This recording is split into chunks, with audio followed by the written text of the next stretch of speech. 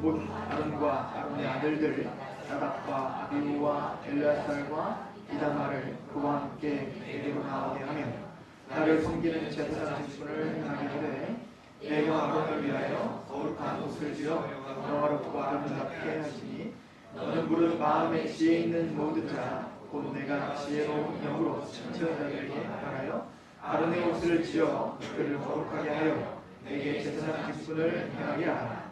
그들이 지으로 것은 이러하니 곧 흉패와 에봇과 겉옷과 반포 속옷과 관과 띠라. 그들이 내 형 아론과 그 아들들을 위하여 거룩한 옷을 지어 아론이 내게 제사장 직분을 행하게 하라.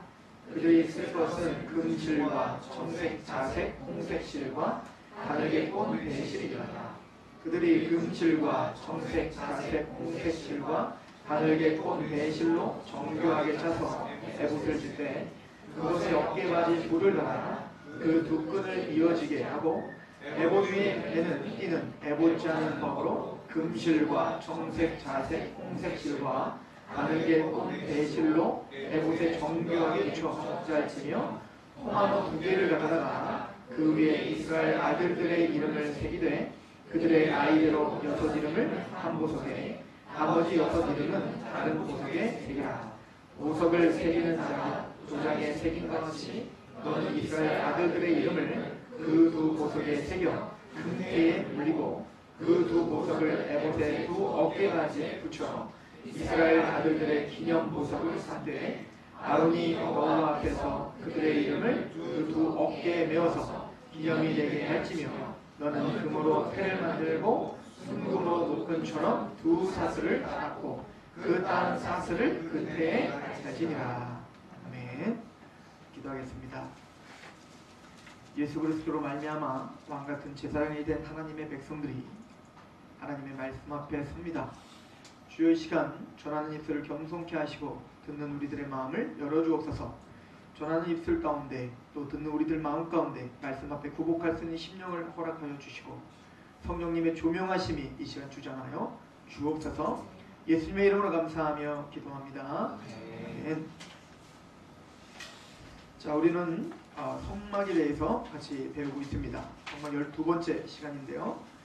우리는 성막을 이제 울타리에서 성막 안으로 들어가는 문은 오직 하나다라는 것이었습니다.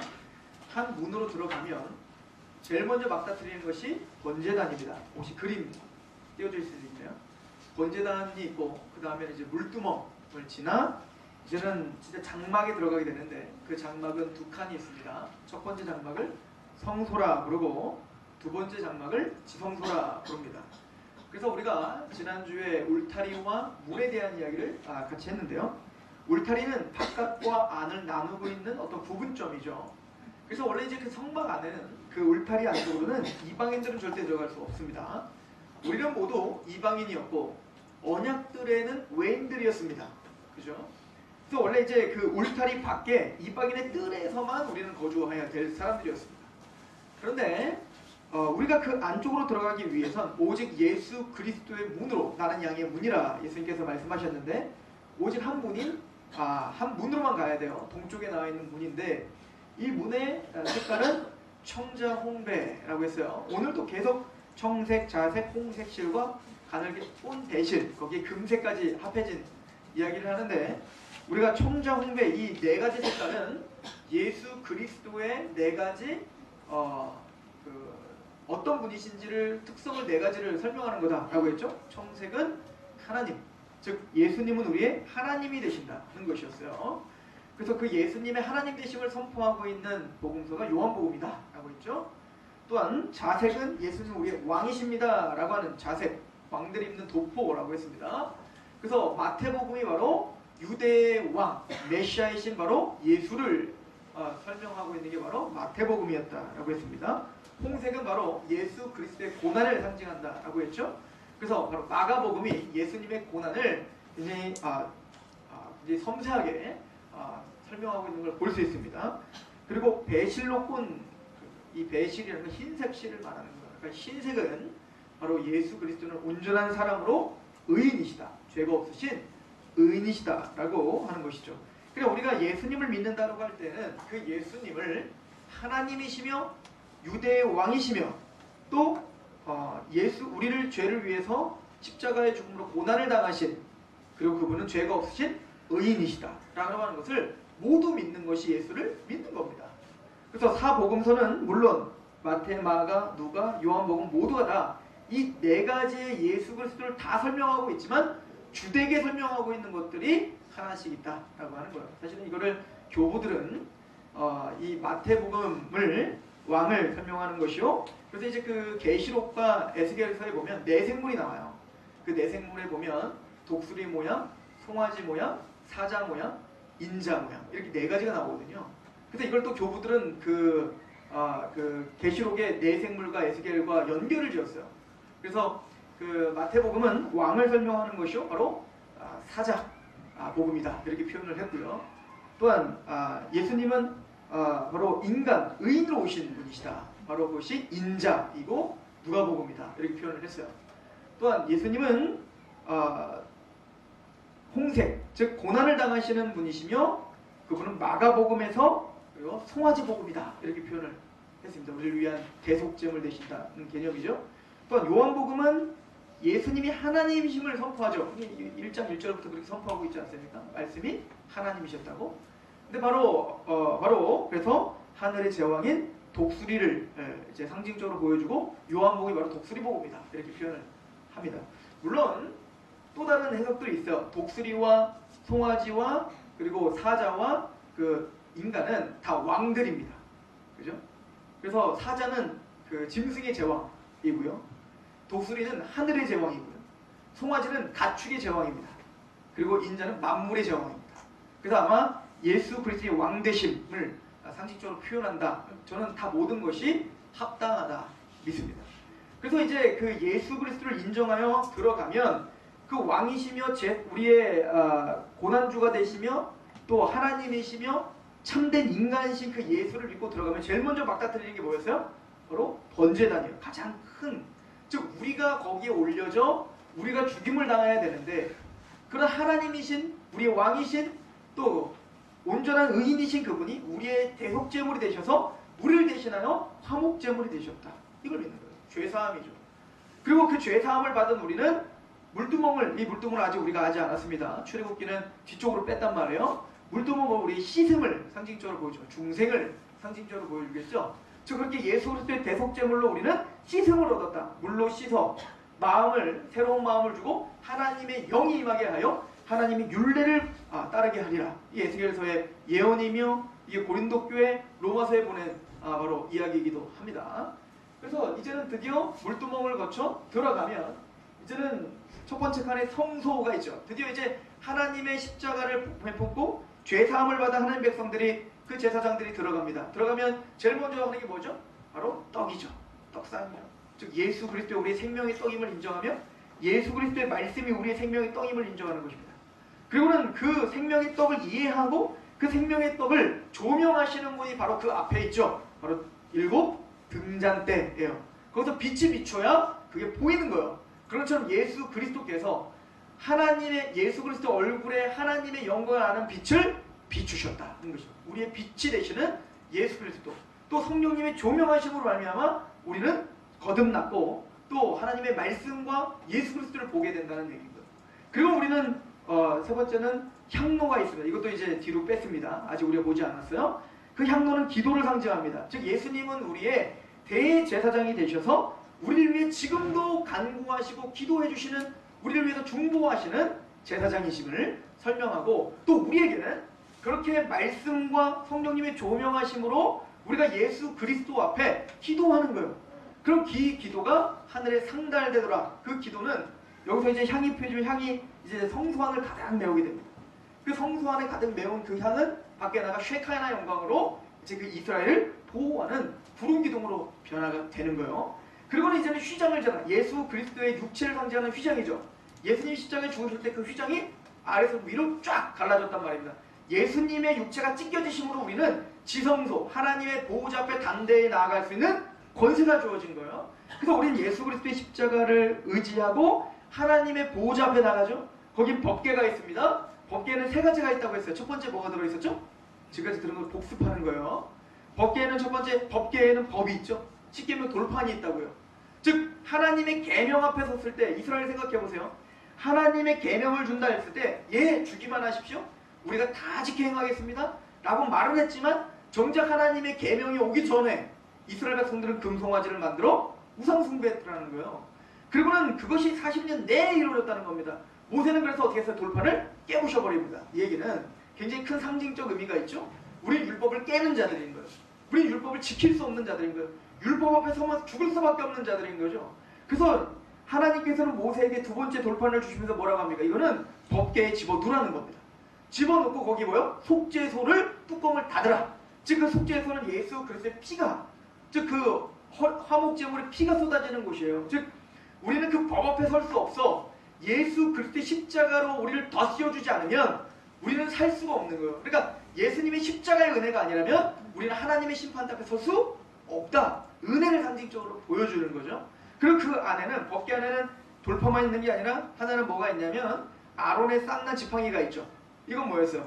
아론이 제사장인데 레위 지파인 고라 자손이 우리도 제사장이다 라고 이제 반역을 저지르는 거 아닙니까? 우리도 제사장 직분을 할 수 있다 하는 거예요. 그래서 너희들 그 지팡이 다 갖고 와라 이렇게 했던 거 아닙니까? 그 지팡이 싹 난 게 진짜 하나님이 선택하신 제사장이야. 근데 아론의 지팡이 싹이 났죠. 그거를 집어넣으라는 거예요. 지금 무슨 얘기죠? 제사장이 아무나 할 수 있는 게 아니에요. 하나님이 지정하시고 하나님이 선택하신 흠없는 제사장만 제사장할 수 있죠. 우리로 말하면 오늘 그 얘기인데 예수 그리스도만이 우리의 왕같은 제사장, 또 영원한 대제사장이심을 선언하는 게 바로 그 아론의 쌍난 지팡이에요. 내가 제사장 하고 싶다고 되는 게 아니에요. 그 누가 하나님과 우리 인간 사이에 중보자가 되겠다고 아무나 될 수 있는 게 아니라고요. 오직 예수님만이 하나님과 우리를 연결시켜주는 유일한 제사장임을 선언하는 게 바로 그 아론의 쌍난 지팡이인 것입니다. 그리고 거기에 세 번째 뭐가 들어있죠? 바로 만나를 담은 항아리요. 예수님이 우리의 생명의 떡이시며 우리의 만나의 심을 요한복음 6장은 이야기해주고 있습니다. 이 성막을 이야기하고 이제는 27장까지의 성막을 이야기하고 오늘 28장에는 제사장에 대한 이야기를 이제 하게 되는 겁니다. 왜냐하면 이 모든 문을 지나 이제는 번제단에서 제사를 드리고 물두멍을 지나 이제는 성소와 지성소까지 들어갈 수 있는 것은 제사장 그리고 나아가 대제사장만이 들어가고 참여할 수 있는 거기 때문에 그렇습니다. 히브리서 8장에 보면 히브리서 8장을 한번 보시죠. 1절에 보면 이렇게 기록이 됩니다. 지금 우리가 하는 말의 요점은 이러한 대제사장이 우리에게 있다는 것이라. 그는 하늘에서 지극히 크신 이의 보좌 우편에 앉으셨으니 성소와 참 장막에서 섬기는 이시라. 이 장막은 주께서 세우신 것이요 사람이 세운 것이 아니니라. 대제사장마다 예물과 제사드림을 위하여 세운 자니 그러므로 그도 무엇인가 드릴 것이 있어야 할지니 예수께서 만일 땅에 계셨더라면 제사장이 되지 아니하셨을 것이니 이는 율법을 따라 예물을 드리는 제사장이 있음이라. 그들이 섬기는 것은 하늘에 있는 것의 모형과 그림자라. 모세가 장막을 지으려고 할 때에 지시하심을 얻은 것 같으니 이르시되 삼가 모든 것을 산에서 내게 보이던 본을 따라 지으라 하셨다. 그러니까 성막에서 지금 대제사장이 대속제일날 제사를 드리고 제사장들이 죄를 지을 때마다 거기서 양을 잡고 이 모든 것들은 참 형상이 아니라는 거예요. 그러니까 그 제사장 직분도 진짜 제사장 직분이 아니라는 거예요.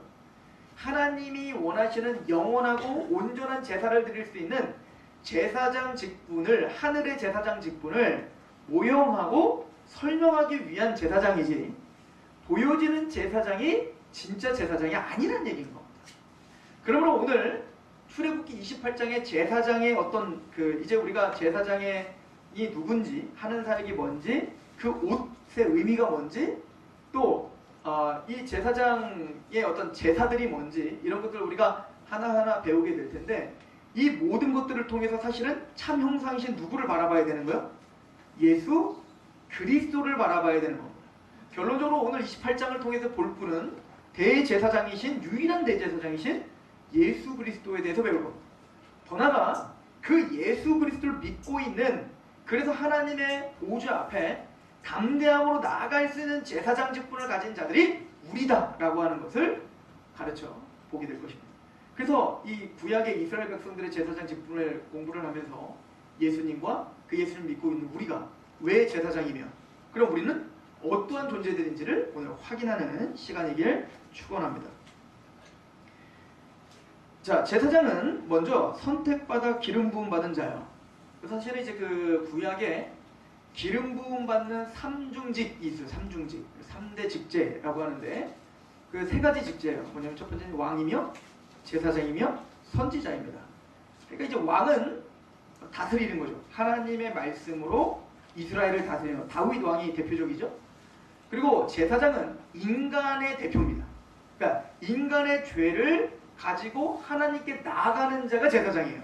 그러니까 인간의 편에 서서 인간이 죄인으로서 하나님께 나아가지 못할 때 그 인간의 편에 서서 그들의 죄를 가지고 하나님께 나아가는 자가 제사장이면 선지자는 반대죠. 선지자는 하나님의 편에 서서 하나님의 뜻과 하나님의 계획과 하나님의 말씀을 인간들에게 선포하는 자가 선지자죠. 그래서 이게 사무엘 상하부터 시작해서 다윗이 왕이고 나단이 선지자고 제사장을 따로 세우죠.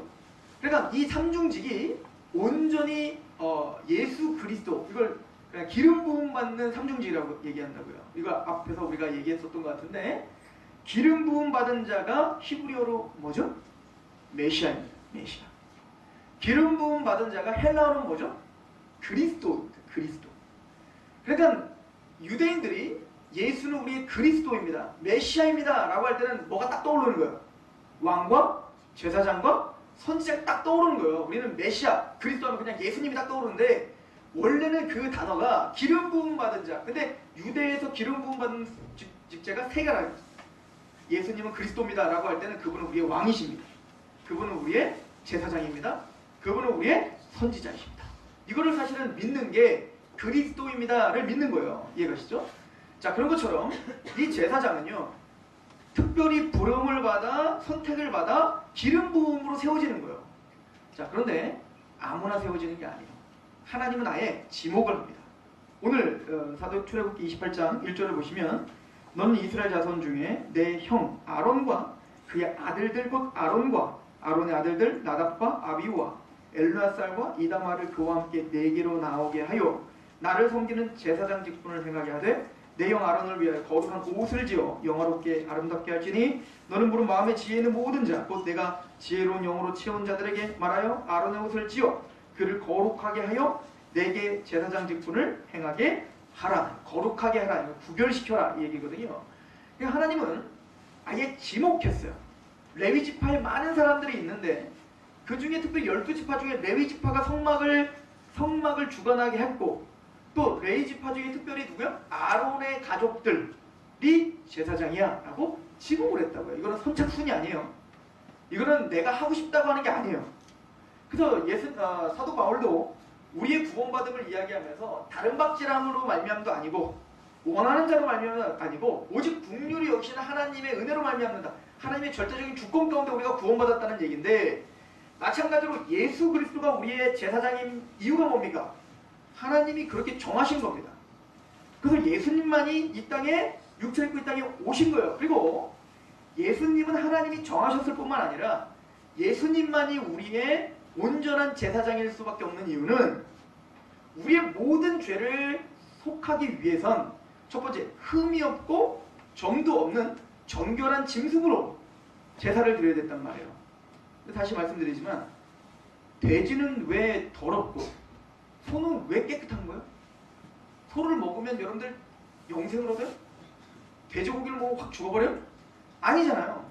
그 안식교에서는 돼지고기에는 눈으로 볼 수 없는 균이 들어서 거기는 죄를 우리에게 짐승과 같은 본능을 일으키는 어떤 인자가 있다라고 우리를 속입니다. 그런 거 아닙니다. 소가 왜 정결하고 돼지는 왜 부정한지 우리는 몰라요. 하나님이 그렇게 정하신 겁니다. 그렇게 정하셔서 훈련시킨 거예요. 왜요? 온전히 하나님께 우리의 죄를 담당할 수 있는 제물은 거룩해야 된다는 거예요. 이것을 말하기 위함입니다. 그러나 진짜 소가 여러분들의 죄를 해결할 만큼 거룩한가요? 거룩한 소가 어디 있어요? 태어날 때부터 그냥 소는 소지.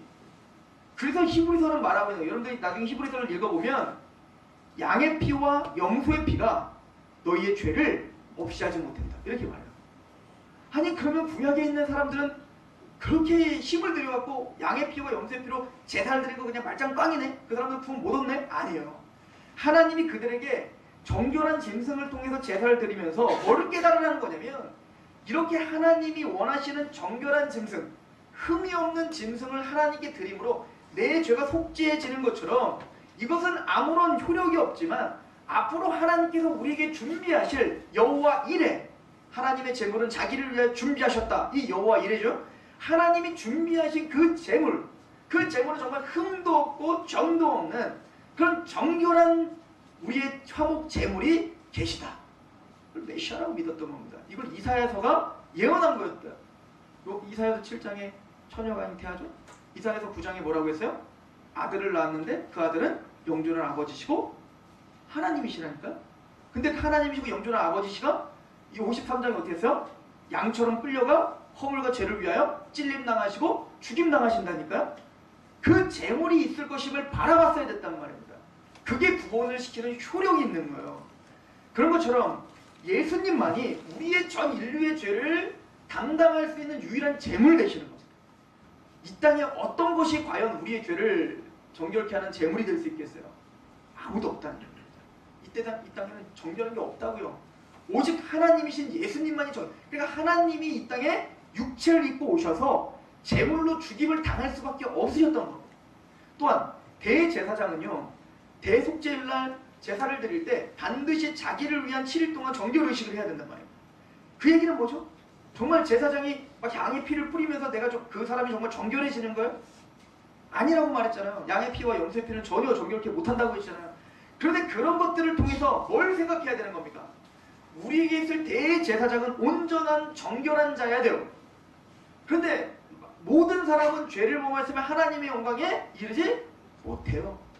그러니까 그 어떤 누구도 제사장이 될 수 없는, 인간으로서는 제사장이 될 수 없는, 아무도, 어떤 누구도, 오직 예수님. 그래서 하나님이신, 죄가 없으신 하나님이 이 땅에 육체를 입고 오신 것부터가 뭐냐면 유일한 제사장인 겁니다. 죄가 없으신 분 예수님밖에 없으십니다. 그래서 히브리서 4장은 뭐라고 말합니까? 우리에게 있는 대제사장은 체휼하지 못하시리가 아니요, 동정하지 못하시리가 아니요, 우리와 똑같이 시험은 당하신 이로되, 이건 뭐죠? 우리와 똑같은 인성을 갖고 오셨다는 거예요. 우리와 똑같이 시험은 당하신 이로되 죄는 없으십니다. 유일하시고 유일한 정결한 짐승이시며 유일한 정결한 대제사장이십니다. 그래서 예수님 혼자 다 하시는 겁니다. 제사장이면은 제물을 다른 걸 드릴, 내가 제물 될 수 없잖아요. 근데 예수님은 다른 제물을 드릴 수 없어 홀로 제사장 되시고 홀로 제물 다 하시는 거예요. 혼자 1인 몇 역을 다 하시는 겁니다. 이해가시죠? 그래서 예수님 외에는 구원자가 없다라고 말하는 겁니다. 디모데전서 2장 5절에 6절에 하나님은 한 분이시오 또 하나님과 사람 사이에 중보자도 한 분이시니 곧 사람이신 그리스도 예수라. 그가 모든 사람을 위하여 자기를 대속물로 주셨으니 기약이 이르러 주신 것이다. 하나님은 한 분이시고 또 하나님과 사람 사이의 중보자, 즉 제사장도 몇 분밖에 없어요? 한 분밖에 없어요. 하나님과 인간을 연결시켜 주시는 유일한 중보자는 예수 그리스도 한 분밖에 없다. 그리고는 제사장을 설명하고 뭐라고 그래요? 곧 사람이신 그리스도 예수시라. 누구신? 사람이신. 그러니까 하나님이신 정결한 그분이 사람으로 오신 걸 강조하고 있는 겁니다.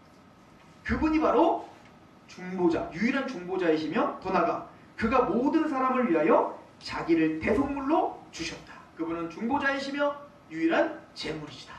이렇게 표현을 하고 있는 것입니다. 마찬가지로 베드로전서 2장에 보면 우리를 뭐라고 해요? 택함은 족속이요 왕같은 제사장. 여러분들이 제사장 된 것도 여러분들이 좋아서 된 게 아니에요. 여러분들이 선택하고 여러분들이 믿음이 좋아서 된 게 아니라 하나님이 창세전에 그리스도 안에서 여러분들을 예정하사 하나님이 여러분들을 지목하셨고 하나님이 여러분들을 부르셨기 때문에 제사장이 된 거예요. 이게 성경이 계속하는 얘기입니다. 요한복음 15장 16절 너희가 나를 택한 것이 아니요 내가 너희를 택하여 세웠나니 이는 너희로 가서 열매를 맺게 하고 또 너희 열매가 항상 있게 하여 내 이름으로 아버지께 모든 것을 구하여 다 받게 하려 함이라. 여러분들이 하나님을 선택한 게 아니라 하나님이 여러분들을 선택하여 기름 부어 세우신 거예요. 어떻게 여러분들이 하나님을 알게 됐죠? 어떻게 예수 그리스도를 알게 됐냐고요. 이거를 사도행전에 뭐라고 기록합니까? 사도 바울이 이방인들에게 복음을 전하니까 많은 사람들이 안 믿었어요. 근데 어떤 사람들은 믿음이 생기더라는 거예요. 그때 사도행전에 뭐라고 딱 기록하냐면 13장에 보면 사도 바울이 이방인의 빛으로 이방인들의 복음을 전하니 작정된 자는 다 믿더라. 모르겠는데 복음을 들었는데 그 말씀이 보이는 겁니다. 그 말씀이 믿어지는 겁니다. 이거를 요한일서 2장에는 뭐라고 기록하고 있냐면 기름 부으심이 알게 하셨다 이렇게 표현합니다. 뭐가? 기름 부으심. 이거를 요한복음에 예수님 뭐라고 표현하고 있냐면 물과 성령으로 거듭나야 된다라고 표현하는 겁니다. 즉 성령님의 기름 부으심으로 여러분들은 눈이 떠진 거예요.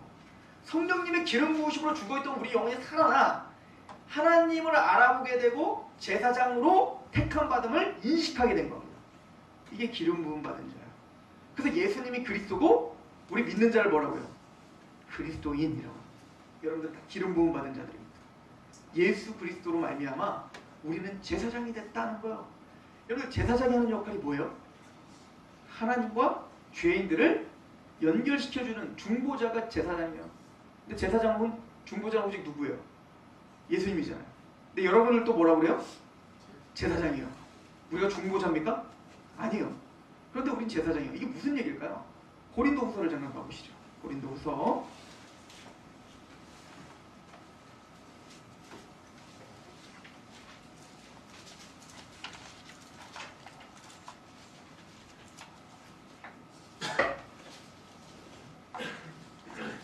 5장입니다. 고린도후서 5장 17절 거듭남에 대한 이야기를 합니다. 그런즉 누구든지 그리스도 안에 있으면 새로운 피조물이라 이전 것은 지나갔으니 보라 새 것이 되었다. 새 창조, 재창조가 됐어요. 구원을 이렇게 표현하죠. 우리가 구원을 받았다면 모든 것이 하나님께로부터 났으며 그가 그리스도로 말미암아 우리를 자기와 화목하게 하셨다는 거예요. 그러니까 우리로서 구원받을 수 없다는 거예요. 오직 하나님으로부터 모든 것이 다 났다. 은혜입니다. 어떻게 됐죠? 우리를 그리스도로 말미암아 우리를 자기와 화목하게 하셨어요. 예수님이 화목제물이 되시고 예수님이 대제사장이 되셔서 하나님과 우리 사이를 관계를 회복시켜 주셨다는 겁니다. 우리는 원래 어떤 조였어요? 불의가 진리를 가로막고 있는 자들. 이제 오전 예배 때 들었던 것도 막 연결이 되죠? 즉 우리는 그렇게 죄 때문에 하나님께 진노를 받을 수밖에 없는 자들이었는데 예수 그리스도로 말미암아 하나님과 우리가 화평을 누리게 됐다고요. 화목하게 됐다고요. 이제는 친해졌다는 얘기인 거예요. 이제는 예수를 아버지라고, 하나님을 아빠 아버지라고 부른다고. 이제 두려우신 분이 아니라 이제는 나를 구원하시는 분이라고요. 그러니까 하나님의 나라가 임한 자의 특징을 뭐라고요? 로마서 8장에 로마서 14장 17절에 하나님 나라는 먹는 것과 마시는 것에 있는 것이 아니라 의와 평강과 희락이요. 이제 내가 죄인이 아니에요. 예수님으로 말미암아 내가 의인 됐다고요. 그러니까 내 마음에 평강이 주어집니다. 그리고 하나님이 장차 우리에게 줄 것을 바라보며 기뻐하죠. 이게 화목이에요. 누구를 통해서 된 겁니까? 예수님의 중보사역, 예수님의 제사장 사역으로 화목하게 됐어요. 근데 그걸로 끝나지 않죠? 보십시오. 18절에 모든 것이 하나님께로 났으며 그가 그리스도로 말미암아 우리를 자기와 화목하게 하시고 또 우리에게 화목하게 하는 직분을 주셨다. 예수님으로 화목하게 될 뿐만 아니라 여러분들이 우리가 또한 죄인과 하나님과 그 틀어진 관계를 화목하게 하는 직분이 있다는 거예요. 누가? 우리가. 이거를 다른 말로 뭐라고 그래요? 제사장이라고 한단 말이에요. 그럼 우리가 어떻게 하나님과 죄인들을 화목하게 할 수 있냔 말이에요. 우리도 십자가에 죽어서 우리가 100번 1000번 죽는다고 아무도 구원 못 받는다고요. 그럼 우리가 화목하게 하는 방법은 뭐죠? 19절 시작. 곧 하나님께서 그리스도 안에 계시사 세상을 자기와 화목하게 하시며 그들의 죄를 그들에게 돌리지 아니하시고 화목하게 하는 말씀을 우리에게 복음을 통해서 합니다. 우리는 우리가 죽어 구원시키는 게 아니라 우리의 유일한 중보자이신 예수 그리스도의 십자가 사건으로 그 복음 때문에 우리가 화목하게 됐다는 걸 믿잖아요. 그래서 우리가 죄인과 하나님을 연결시켜줄 수 있는 화목하게 하는 방법은 이미 이뤄놓으신 예수 그리스도의 십자가를 통해서 이뤄놓으신 하나님의 복음, 화목하게 하는 말씀을 전함으로 하나님과 죄인들을 화목하게 하는 제사장이라는 얘기인 거예요. 그래서 이거를 로마서 15장은 뭐라고 표현하고 있냐면 복음의 제사장이라고 표현하고 있는 겁니다. 우리가 뭐라고요? 복음의 제사장이에요.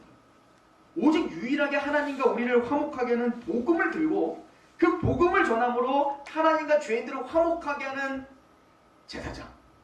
이게 복음의 제사장이라고 표현하고 있는 겁니다. 여러분들 출애굽기 19장에 보면 예수님께서 우리가 이미 앞에서 출애굽기 강의를 통해 배웠는데 하나님의 홍해를 갈르셨어요. 그 전에 유월절을 통해 하나님의 은혜로 너희가 구원받는 걸 이야기하셨습니다. 홍해가 갈랐어요.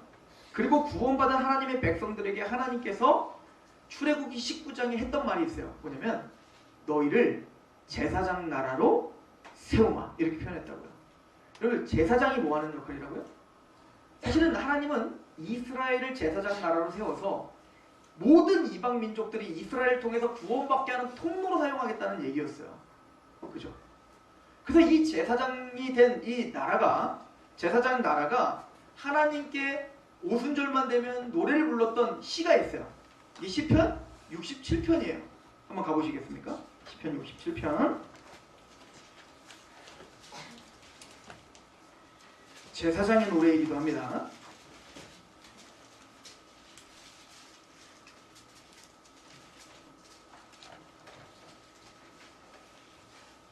시편 67편 1절 하나님은 우리에게 은혜를 베푸사 복을 주시고 그의 얼굴의 빛을 우리에게 비추사. 이게 복입니다. 이방인들은 모르는데 우리에게 하나님이 은혜의 빛을 비추셔서 하나님의 얼굴의 빛을 우리에게 비추셔서 하나님을 알아보게 됐죠. 그래서 주의 도를 땅 위에 주의 구원을 모든 나라에게 알리소서. 하나님이여 민족들이 주를 찬송하게 하시며 또 모든 민족들이 주를 찬송하게 하소서. 온 백성은 기쁘고 즐겁게 노래할지니 주는 민족들을 공평히 심판하시며 땅의 나라들을 다스리실 것임이니이다. 하나님이여 민족들이 주를 찬송하게 하시며 모든 민족으로 주를 찬송하게 하소서. 땅이 그의 소산을 내어주었으니 하나님 곧 우리 하나님이 우리에게 복을 주시리로다. 하나님이 우리에게 복을 주시리니 땅의 모든 끝이 하나님을 경외하리로다. 여러분들 이 시편을 보면서 여러분들이 알고 있는 유대인들과 이게 맞아 떨어집니까? 여러분들 유대인들이 정말 땅끝까지 이르러 자신들을 통하여 하나님을 알아보게 하는데 관심이 있던가요? 자기들만 구원받으려고 하지 않아요? 이방인들을 더러운 민족이라고 생각하지 않았습니까? 그러니까 오순절마다 찬양은 이렇게 해놓고 제사장이 뭐하는 역할이에요? 우리에게 빛을 비추사 우리를 통하여 그 아름다운 빛이 선포되어 땅끝까지 이르러, 그러니까 이거를 그 선지자는 뭐라고 봤어요? 물이 바다 덮음과 같이 하나님의 영광을 인정하는 것이 가득한 세상을 바라보며 그렇게 살아가는 게 제사장 아니겠어요? 그런데 이 사람들이 오순절날 모여서 하나님을 이렇게 빛을 주셔서 감사합니다. 그래서 우리에게 빛을 주고 복을 주시면 주시는 대로 땅끝까지 하나님을 인정하는 게 가득하길 원합니다. 이렇게 찬양을 해놓고 그들의 삶은 전혀 그런 가치관대로 살지 않았다고요. 자기만 알며 살았다고요. 다른 말로 말하면 우리는 왕같은 제사장인 거예요. 그냥 우리는 바로 이 노래가 우리의 노래가 되어야 되는 거죠. 그래서 우리는 이걸 개사해서 이렇게 부릅니다. 물이 바다 덮음같이, 그죠? 하박국 이야기를 통해서 하나님의 영광을 인정하는 것이 온 땅에 가득하리라 막 이렇게 찬양을 해요.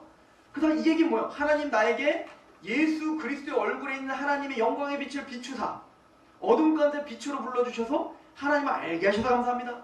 그리고 오늘도 우리에게 복을 주시어 우리를 통하여 땅끝이 돌아와 하나님께 영광을 돌리는 그런 나라를 바라봅니다. 이게 제사장의 노래예요. 근데 우리는 이렇게 찬양하고 육적 유대인들처럼 나 그러고 살고 있는 거죠. 그러니까 우리는 다시 한번 생각해 볼 필요가 있다라고 하는 것입니다. 이 제사장의 옷은 오늘 보면 계속 반복적으로 이야기하는 게 있죠. 금색 실과 청색, 자색, 홍색, 배실로 꼰 실로 옷을 해 입으라. 물론 옷을 좀 더 우리가 나중에 더 구체적으로 설명할 텐데 이 얘기는 무슨 얘기죠? 이게 누구를 상징하는 거였어요? 예수 그리스도를 상징하는 거였잖아요. 거기에 금색 하나가 더 들어갔어요. 이건 영광과 왕권과 영화로움을 상징하는 겁니다. 그래서 이제 그 예수님을 요한계시록 1장에 보면 촛대 사이에 지나시는 인자를 뭐라면 긴 옷을 입은 자가, 그죠? 이게 뭐냐면 흰 옷을 입은 자가, 이게 뭐냐면 제사장에 오신 거예요. 거룩한 예수 그리스도는 바로 제사장이심을 설명하시는 겁니다. 근데 이게 그 이사야서 1장에 가면 이사야가 성전에서 하나님의 영광을 보죠. 거기 뭐라고 하냐면 높이 계신 보호자의 들림이 있으신 하나님을 봤는데, 그 보호자를 봤는데 그 성전에 하나님의 옷자락이 그닥하더라. 그게 영광스럽다 이거예요. 그러니까 계시록 1장에 그 제사장의 어떤 의복을 입고 계시는 예수 그리스도의 그 영광은 하나님의 영광과 방불하다, 이걸 표현하는 거거든요. 자, 그런데 그 예수님이 바로 대제사장이심을 설명하는 것이며, 우리로 적용해 보면 그 제사장의 옷이 금색실과 청자 홍배로 되어 있다고요. 얘기는 뭐죠? 우리가 어떻게 제사장 된 거예요? 우리 스스로는 제사장 될 수가 없는 거예요. 여전히 우린 죄인도 어떻게 제사장 역할을 할 수 있겠냐고요. 정결하지 않은데. 오직 우리가 제사장 역할을 할 수 있는 방법은 뭐냐면 우리의 더러운 죄를 예수 그리스도의 옷으로 덧입어야 우리가 제사장이 될 수 있다는 얘기인 겁니다. 제가 성경 공부할 때 이런 얘기를 많이 하죠. 첫 번째 죄를 범했던 아담이 선악과를 따먹자마자 하나님께서는 원시복음을 선포하셨어요. 창세기 3장 15절, 여자의 후손이 뱀의 머리를 밟아 너를 회복하고 반드시 너를 구원할 거야. 하나님은 타락하자마자 바로 복음을 선포하셨단 말이에요. 그리고 그 복음의 첫 번째 모형을 주셨는데 그게 뭐였죠? 바로 이 타락한 인간들은 하나님 앞에 이 죄의 수치 때문에 무화과 나무 잎으로 옷을 입었단 말입니다. 근데 그 수치가 가려지냐고요? 안 가려진단 말이에요. 그걸 해입고도 뭐예요? 숲을 뒤에 숨어서 하나님이 부르지만 나갈 수가 없어요. 지금 뭐예요? 관계가 끊어진 상태란 말입니다. 하나님 그들을 내쫓으시면서 하나님은 그들에게 손수 하나님이 지어준 옷을 해입힌단 말입니다. 그게 뭐예요? 가져오셨다고요. 즉 뭐죠? 그 나뭇잎 옷은 바로 율법주의를 가리켜 이야기하는 겁니다.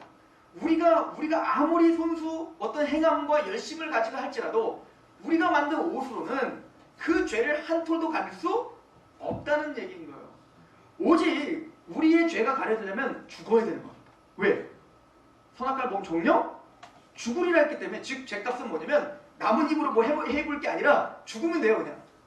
근데 아담과 하와를 죽이지 않고 대신 짐승을 죽인 겁니다. 짐승을 죽여서 그 가죽을 벗겨 그 가죽으로 그 죄를 덮어씌웠단 말이에요. 이게 덮어주시는 겁니다.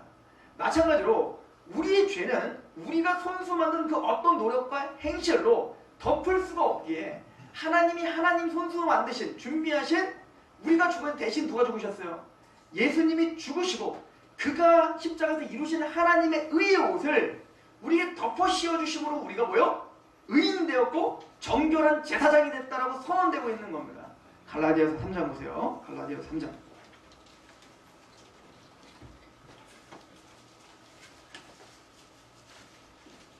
오늘 너무 중요한 얘기인 거예요. 이거 반복적으로 제가 아마 성경 공부나 설교할 때 다 찾았던 말씀들이요. 이제는 외우셔야 되는 거예요. 이런 거는 또 찾네 이러지 말고 외워야겠네 이래야 되는 겁니다. 갈라디아 3장 26절, 너희가 다 믿음으로 말미암아 그리스도 예수 안에서 하나님의 아들이 되었으니 누구든지 그리스도 합하기 위한 세례를 받은 자는 그리스도로 옷 입은.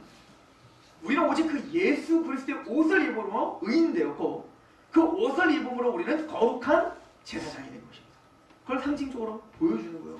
저는 이 제사장의 옷을 보면서, 물론 다음 주에 좀 더 이어서 이야기했지만 감격이 되는 게 있어요. 뭐냐면요, 제사장의 옷을 입고 거기에 에봇을 만들어요. 근데 어깨 받침에 보석 2개가 딱 달려있어요.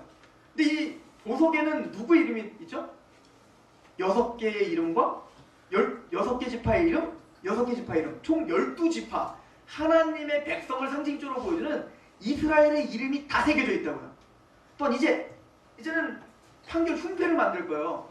그 판결 흉패는 아예 12개의 보석이 다른 보석, 호마무니, 녹보석이니, 홍보석이니 다 나눠서 그 보석이 하나하나마다 다 12지파를 상징적으로 알려주는 보석들입니다. 궁금한, 제가 창세기 강의할 때 다 했어요. 찾아서 보세요. 다음 주에도 제가 잠깐 보겠지만 그건 무슨 얘기냐면 어깨에 정사를 메었고 김유자하고 모사고, 즉 예수님 우리의 대제사장이라 그 어깨에 우리의 이름, 하나님의 백성들의 이름을 맨 겁니다. 우리를 다스리시는 분입니다.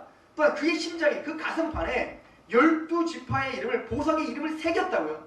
그러면 그 12지파의 이름을 가슴에 품고 어디까지 나가시는 거예요? 하나님의 보좌 앞에까지 가시는 겁니다. 우리는 하나님의 보좌 앞에 갈 수가 없다고요. 오직 대제사장이신 예수 그리스도의 흉패에 그 이름이 새겨져 우리는 거기에 새겨져 은혜로 예수님과 함께 하나님의 보좌 앞에까지 갈 수 있다는 것이죠. 가슴에 품고, 우리의 이름들을 가슴에 품고, 예수님은 십자가에 죽으신 것이고 예수님은 우리의 이름들을 가슴에 품고 하나님의 보좌 앞에 가셨어요. 그래서 이걸 에베소서는 뭐라고 말하냐면, 가봅시다. 에베소서 2장